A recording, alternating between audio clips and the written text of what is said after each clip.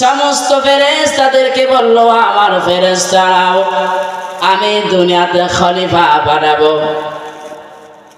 আল্লাহ তাআলা কিন্তু ফেরেশতাদের কাছে পরামর্শ চাই নাই।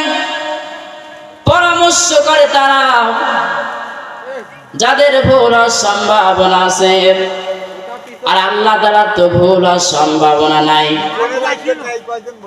আল্লাহ রাব্বুল আলামিন ফেরেশতাদের কাছে পরামর্শ চায় নাই। ফেরেশতারা ওই সময় আল্লাহকে জানিয়েছিল, আল্লাহ এর আগে তুমি জিন জাতিদেরকে সৃষ্টি করেছিলে, তারা তোমাকে মানে নাই, মারামারি রক্তপাত শৃঙ্খলা করে দুনিয়া থেকে বিদায় নিয়েছে। আল্লাহ এরপর আবার জাতি বাড়াবেরাও তো রকম মারামারি করবে। আল্লাহ যেটা সিদ্ধান্ত নেবে ওটা আবার ফেরেশতারা ওভারটেক করবে, এটা কোনোদিন সম্ভব না। এত বড় সাহস ফেরেশতাদের হয়নি। কারণ কি? নিষেধ করার কারণ হলো একটাই, ফেরেশতারা আল্লাহকে ভালোবাসে বিজয় কথা বলেছিল। আল্লাহ এর আগে জিন জাতিদেরকে সৃষ্টি করেছিলে, তারা তোমাকে মানে নাই, মারামারি রক্তপাত শৃঙ্খলা করে দুনিয়া থেকে বিদায় নিয়েছে। আল্লাহ আবার এ জাতি বাড়াবে।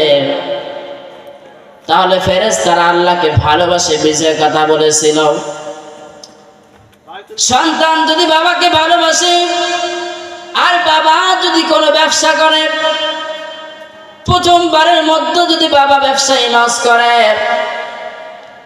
কিছুদিন পরে ব্যবসাটা যখন বাবা আর পুনরায় চালু করে, আর সন্তান তো বাবাকে ভালোবাসে, এই জন্য বাবা যদি আবার দ্বিতীয়বার ওই ব্যবসা আবার চালু করে, সন্তান যেহেতু বাবাকে ভালোবাসে, বাবা সন্তান তখন বাবাকে বলে, বাবা এই ব্যবসা আপনি আবার শুরু করবেন।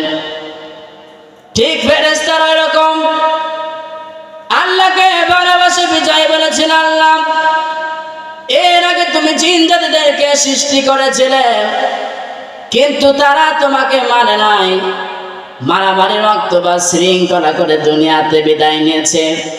আবার এ জাতি বাড়াবে, এরাও তো এরকম মারামারি করবে, রক্তপাত করবে, শৃঙ্খলা করবে।